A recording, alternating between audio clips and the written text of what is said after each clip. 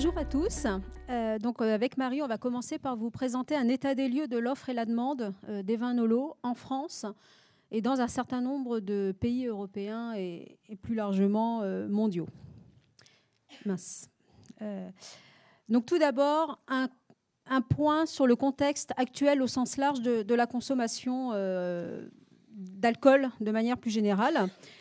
Donc, comme vous le savez, on est sur une consommation de plus en plus occasionnelle des vins et de manière générale des alcools, puisque les Français, mais pas que, également les Américains, les Anglais, les Allemands, etc., ont tendance à se détourner de plus en plus de la consommation de boissons alcoolisées.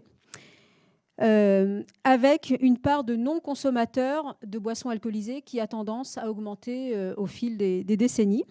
En France, par exemple, avec les dernières études menées notamment par France Agrimaire, on a à l'heure actuelle un adulte de moins de 35 ans sur 4 qui ne consomme pas d'alcool, avec une proportion qui a augmenté sur les 10 dernières années. Et en plus, auprès de ces jeunes consommateurs, chez les moins de 35 ans, on a une distance qui se creuse dans le rapport que ces populations entretiennent avec le vin, plus particulièrement chez ces jeunes consommateurs qui en apprécient peu le goût et qui ont un moindre intérêt pour le produit. En France, pour ces jeunes en particulier, le vin est perçu comme la boisson de leurs parents, voire de leurs grands-parents. Et le vin s'éloigne encore plus de la génération Z, c'est-à-dire des jeunes nés au XXIe siècle à partir de l'an 2000. Et en plus, le vin arrive de plus en plus tardivement sur leur table, voire pas du tout. Donc, pour revenir de manière générale sur l'ensemble des populations, on voit à l'inverse que le vin prend de plus en plus de place à l'apéritif. Pour autant, il reste quand même fortement associé au repas, aux instants de consommation à table. Et à contrario, d'autres boissons hors vin, et les bières notamment, ont un éventail d'occasions de consommation beaucoup plus large, ce qui en fait un de leurs atouts actuellement, avec des moments de détente davantage privilégiés pour ce type de boisson, des instants hors repas, avant ou après repas. Si les premières motivations de la consommation en France et dans le monde restent le plaisir sensoriel, les Français et les habitants des autres pays consomment ces boissons, et en particulier le vin, pour leur goût, pour le fait qu'ils rehaussent un repas. Les consommateurs accordent une importance en nette croissance sur d'autres notions que sont le goût, une notion de décontraction, une notion de convivialité qu'on sait maintenant très forte en France, une notion de fruité, fraîcheur et également aux vertus désaltérantes que peuvent apporter le vin et certaines boissons alcoolisées. Et c'est particulièrement le cas pour les jeunes consommateurs. Donc quand on parle de boissons Nolo et de vin Nolo, de quoi parlons-nous précisément ? Donc dans notre jargon anglais, donc les Nolo prononcés à la française. Donc les No, ce sont des boissons totalement désalcoolisées, et les Lo, donc ce sont des boissons partiellement désalcoolisées. Donc pour le vin, on est bien sur la création de nouveaux produits sans ou à très faible degré qui ne peuvent pas être obtenus naturellement et dans le cadre légal actuel des vins. Et juste après nous, Mathieu interviendra sur tout ce qui existe sur l'aspect réglementaire. On a des études hyper intéressantes achetées par Interloire qui sont réalisées par IWSR, ex-Wine Intelligence, et sur lesquelles on va beaucoup s'appuyer pour cette présentation, qui ont étudié donc, la consommation des vins Nolo dans différents pays. Et dans cet état des lieux qui a été réalisé, on a demandé aux consommateurs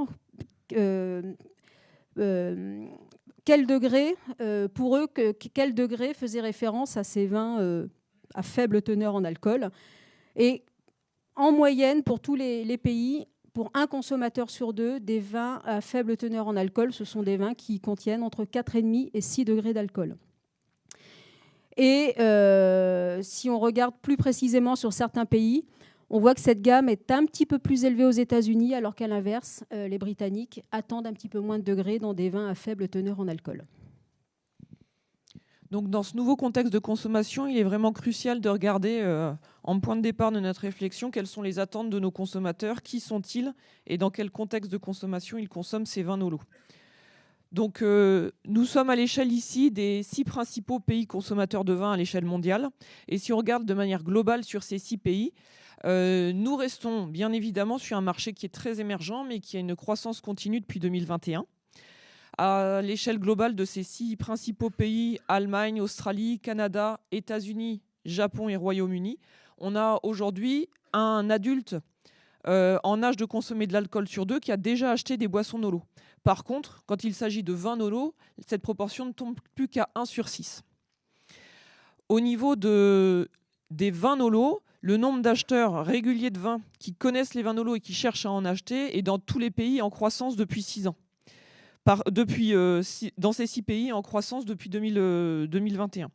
Par contre, quand on regarde les vins nolo, en fait, on a une proportion d'acheteurs réguliers de vin qui connaissent cette catégorie qui est plus faible que pour les vins no. Donc, elle est plus faible pour les lots que pour les no. Par contre, la conversion à l'achat, elle est plus élevée. Elle a été notamment plus élevée sur cette période 21-23 au Canada, au Japon et aux États-Unis.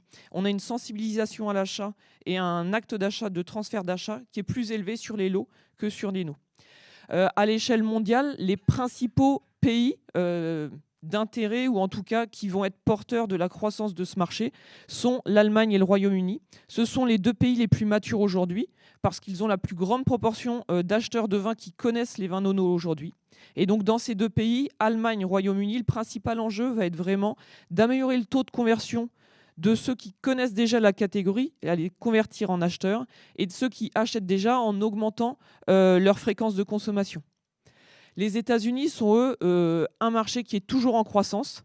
C'est celui qui dispose de du plus grand potentiel de croissance compte tenu de la taille de la clientèle potentielle. Mais par contre, il y a un vrai déficit de notoriété par rapport à l'Allemagne et au Royaume-Uni, où on a uniquement un acheteur de vin sur 2 qui collait les vins nolo. Donc aux États-Unis, les enjeux seront plutôt vraiment l'amélioration de la notoriété et de la distribution. Donc, toujours dans cette étude menée par IWSR sur 8 pays, l'Allemagne, l'Australie, le Canada, les États-Unis, le Japon, le Royaume-Uni, la France et l'Espagne, ils ont demandé aux consommateurs quelles étaient leurs motivations à l'achat pour les vins, d'une part, no, sans alcool, et pour les vins low, d'autre part. Et en fait, dans ces pays-là, en moyenne, on a 2 acheteurs de vin sur 3 qui disent acheter ce type de vin pour modérer leur consommation, ce qui témoigne du potentiel des boissons sans alcool ou à faible teneur en alcool pour les aider à limiter leur consommation d'alcool. Pour autant, il y a des différences, quelques nuances selon le type de vin. Effectivement, pour les vins totalement désalcoolisés, la santé est la première ou la deuxième motivation des consommateurs actuels des vins no. Une seule exception, en France. Cette dimension sanitaire pour les Français ne rentre pas dans le top 3 des motivations à l'achat. Par contre, pour les Français, ce qui importe le plus devant la santé, c'est vraiment la modération de manière générale avec des effets sur leur santé, mais aussi en lien avec la conduite qui ressort plus particulièrement que dans les autres pays étudiés. Pour les vins low, c'est plutôt la modération qui est la première source de motivation. Et là, il n'y a pas ou très peu de différence selon les pays étudiés. Cette étude, elle est menée depuis un certain nombre d'années, donc on peut voir aussi un petit peu les évolutions. Il n'y a pas de changement majeur entre 2021 et 2024 sur ces motivations. La santé et la modération étant les principaux facteurs de choix sur l'ensemble des marchés. La proportion d'acheteurs motivés par le goût a cependant diminué ces dernières années. Ainsi, cette tendance à la santé et à la modération se poursuit et engage les consommateurs de vin dans cette catégorie. À noter également, sans évolution dans le temps ces dernières années, la modération de la consommation d'alcool, elle va passer davantage par la consommation de soda, de soft drinks, d'eau et de boissons chaudes de type café et thé. À l'inverse, on a demandé à ces consommateurs quels étaient leurs freins à l'achat des vins Nolo. Et là, très clairement, pour ces consommateurs-là qui ne recherchent pas forcément à modérer leur consommation d'alcool, la préférence pour d'autres boissons est la première motivation au rejet de ce type de vin. Et le rejet du goût fait aussi partie d'un obstacle fort, et ça, quel que soit le pays. Donc pour ceux qui ont déjà consommé ce type de produit, le goût reste vraiment le principal obstacle à la croissance. Les innovations techniques pour l'amélioration du goût sont essentielles pour que les vins Nolo soient compétitifs. La disponibilité de l'offre est également un autre frein, un frein principal, en tout cas pour l'augmentation de la consommation, et en particulier chez les jeunes acheteurs pour qui la consommation des vins Nolo se fait principalement hors domicile. Et enfin, le prix est également une barrière au développement du marché. En effet, 40% des acheteurs de vins No et 38% des acheteurs de vins Lo s'attendent à payer moins cher ce type de vin que des vins avec alcool. Donc pour clôturer cet état des lieux de la demande, un zoom sur le marché des États-Unis. Vous avez ici l'ensemble de cette couronne qui représente la population globale américaine en âge de consommer de l'alcool. Et on voit qu'au sein de cette population globale, 42% des adultes américains sont des acheteurs de boissons Nolo, tout type de boissons Nolo, bière, vin et tout l'ensemble des panels disponibles. Au sein de ces 42%, on a un peu moins de la moitié qui sont des acheteurs de vin Nolo, de boissons Nolo à base de vin. Et qu'au sein de ces acheteurs de vin Nolo, nous avons environ une grosse moitié qui est acheteur de vin Lo. En fait, nous avons ici, via les études de l'IWSR, une quantification de nos cibles de clientèle potentielle. Nous avons également une qualification de ces consommateurs, et par exemple sur les États-Unis, il est intéressant de regarder que la cible de consommateurs potentiels pour les Lo et les No est extrêmement proche. C'est une cible qui est mixte, à moitié homme, à moitié femme. Les 3/4 sont de la génération Y, donc née entre 80 et 2000, ou de la génération Z, née après 2000. Donc c'est une cible qui est très proche de la cible du marché vin, mais extrêmement beaucoup plus jeune que nos consommateurs actuels du vin. Et donc ça, c'est relativement proche de nos consommateurs pour l'ensemble des vins. C'est la même chose pour les No et les Lo. La moitié ont des salaires plutôt moyens et un tiers ont des salaires élevés. Donc on est vraiment sur une cible de consommateurs qui est vraiment très axée sur des revenus moyens ou élevés. Ici, c'est un exemple juste pour vous montrer au niveau des États-Unis, mais nous avons dans nos 8 principaux pays étudiés la capacité de qualifier et de quantifier du coup notre cible clientèle, et cela est un outil assez intéressant si vous voulez structurer votre stratégie marketing. Les études sont à disposition et n'hésitez pas à les utiliser. Nous avons tous les éléments que nous avons vus dans les slides précédentes qui sont détaillés pays par pays. Donc pour cet état de la demande, nous le comparons ici à l'état des lieux de l'offre, donc pour voir quel est notre environnement concurrentiel, quelle est la quantification du marché et les différents circuits de distribution. Donc ici, vous avez sur le premier histogramme la distribution des boissons alcoolisées, vin, bière classique avec, sans alcool. Donc aujourd'hui, dans l'ensemble de la consommation d'alcool à l'échelle de ces 8 principaux pays, la bière est archi-dominante en représentant les 2/3 des boissons alcoolisées, puis viennent le vin et ensuite les spiritueux et tout au fond les cidres. Et au sein de cette quantification des boissons consommées, on va regarder quel est le poids des Nolo. Et bien sûr, la bière, l'offre Nolo représente 5% de l'ensemble de l'offre bière, alors qu'elle ne représente que 2% au sein de l'offre vin. C'est nous le savions tous, c'est un marché qui est hyper dominé par la bière. Elle a un poids beaucoup plus important, les nolos au sein de les bières, nolos au sein de l'offre bière. Et c'est une filière qui s'est depuis longtemps structurée. Et aujourd'hui, tous les grands brasseurs ont une offre nolo dans leur gamme. Si on regarde au niveau donc, du vin, qui est aujourd'hui encore très modeste, donc 2% au sein de l'offre vin, qui est une offre de vin nolo, c'est aux États-Unis, en Allemagne et au Royaume-Uni que cette offre est la plus importante. En France, on a une offre qui est très faible, c'est 0,6% de l'offre vin, qui est une offre vin nolo. Et c'est intéressant de voir la différence que l'on peut avoir avec la bière. Par exemple, si on regarde le Dry January, qui est un événement qui rythme beaucoup les débats au niveau de la modération en France. En fait, le Dry January impacte relativement peu la filière bière. C'est vraiment un événement qui va booster les ventes des spiritueux et des vins. En janvier 2024, on a vraiment une accélération de la distribution, de la vente des vins nolo et des spiritueux nolo en France.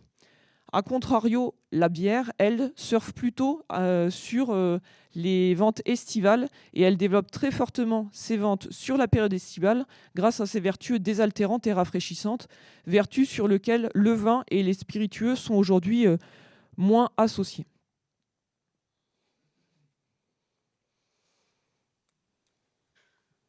Toujours un zoom sur les États-Unis pour vous montrer aussi l'exemple d'éléments que l'on a dans cette étude de l'IWSR qui a regardé également les circuits d'achat des vins nolo.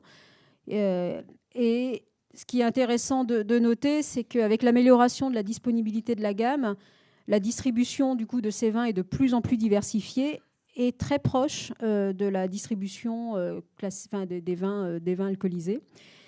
À noter, on le voit assez clairement sur le graphique avec les petites flèches, la disponibilité de l'offre, elle est particulièrement en croissance sur tout ce qui touche au e-commerce et le off-trade, donc les circuits dans lesquels on achète les vins pour qu'ils soient consommés chez soi à domicile. Dans cette étude-là, il y a également d'autres éléments, si ça vous intéresse, à creuser, comme les moments de consommation, les profils consommateurs évoqués par Marie. Donc, dernier petit zoom au niveau de l'offre et de la distribution sur le marché français. Un recensement de l'offre de vin nolo a été effectué cette année 2024, notamment par la DGCCRF et l'IFV. Et cette offre, elle est multiple et diverse. Elle est tellement multiple et diverse qu'elle est peu lisible et complètement confusante pour le consommateur. Nous avons ce relevé d'offres, il a été fait en multi-circuit. Et quels que soient les circuits, un des premiers constats, c'est qu'on a une très forte diversité des dénominations qui sont retrouvées sur les étiquettes et elle est très confusante. On a par exemple des produits qui sont caractérisés comme des boissons nolo, mais qui sont à base de vin, qui ne contiennent ni d'eau ajoutée, ni d'arôme, ni d'adjuvant, et qui pourraient être du coup caractérisés sur l'étiquette comme un vin désalcoolisé. A contrario, on a des boissons qui sont étiquetées vin désalcoolisé, mais qui contiennent des adjuvants qui sont interdits et qui, du coup, devraient être mentionnés comme des boissons désalcoolisées. C'est-à-dire qu'on a une très grande confusion et une très grande diversité des dénominations qui sont utilisées sur les étiquettes. Après, deuxième grand élément clé, c'est le packaging utilisé qui flirte vraiment complètement sur le code du vin. Dans nos boissons nolo, on retrouve nos vins nolo, on retrouve énormément d'évocations de cépages, de millésimes. Les codes de packaging sont ceux du vin avec des bouteilles, des obturateurs, des types d'étiquettes qui sont très proches de l'univers vin et énormément d'éléments qui ne sont en plus pas conformes à la réglementation en vigueur sur ces vins nolo.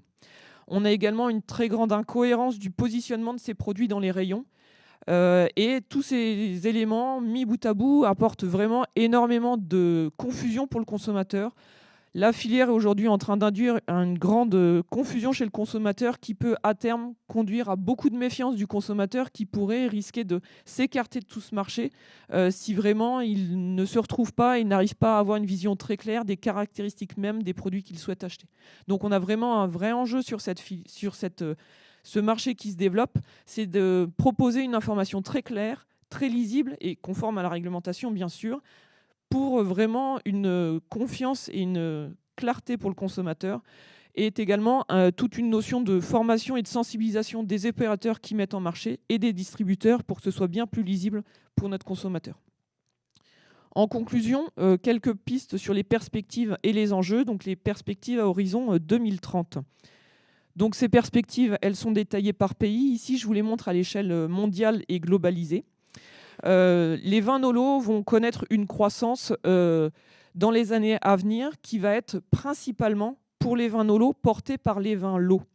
Et ça, c'est un fait qui est intéressant, c'est que pour l'ensemble des boissons NOLO, les bières, les spiritueux, ce sont vraiment les NO qui vont booster la croissance.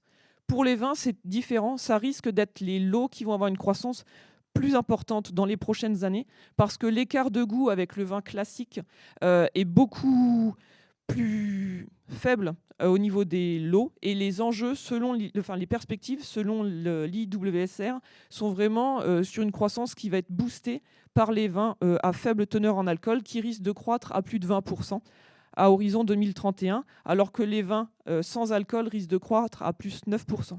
Nous sommes, nous le savons tous, dans un contexte de marché, un paysage viticole qui est difficile pour l'ensemble de la catégorie vin, et cette catégorie des vins NOLO va, elle, croître. Elle pourrait atteindre 1,6 milliard de valeur à l'échelle mondiale, avec une croissance annuelle d'environ 10%.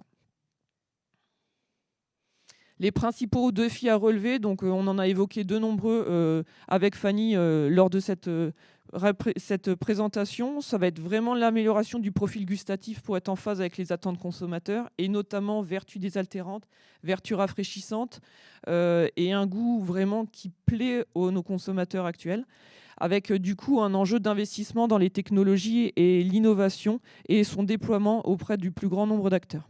Également l'amélioration de la disponibilité de l'offre, qui est un frein aux États-Unis, mais également au Royaume-Uni, avec une offre qui doit être claire et lisible, et des profils des produits aujourd'hui, les vins NOLO, qui peuvent être d'intérêt pour les opérateurs qui souhaitent démarrer dans cette démarche ou poursuivre leurs travaux dans cette démarche, parce que c'est vraiment un outil incrémental d'avoir des vins NOLO dans sa gamme qui peut permettre d'élargir nos occasions de consommation.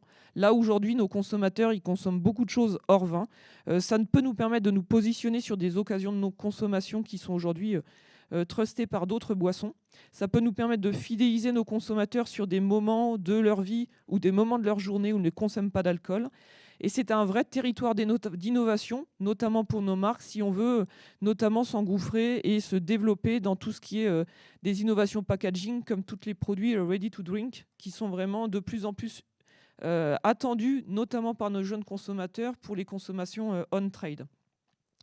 Donc voilà, je vous remercie beaucoup. C'était vraiment la première présentation de cet état des lieux de l'offre et de la demande. Comme nous l'avons précisé, vous avez des études complètes d'IWSR qui sont disponibles sur vindeloire.pro. Et il y a des études en cours, notamment avec le CNIV et France Agrimaire, pour vraiment aller plus loin sur le lien entre le marché de référence, donc nos vins, et sa version à faible ou sans alcool pour le consommateur, et vraiment mieux comprendre ce lien entre le consommateur et comment il va pouvoir percevoir nos produits vins à faible ou sans alcool, ou désalcoolisés, pardon.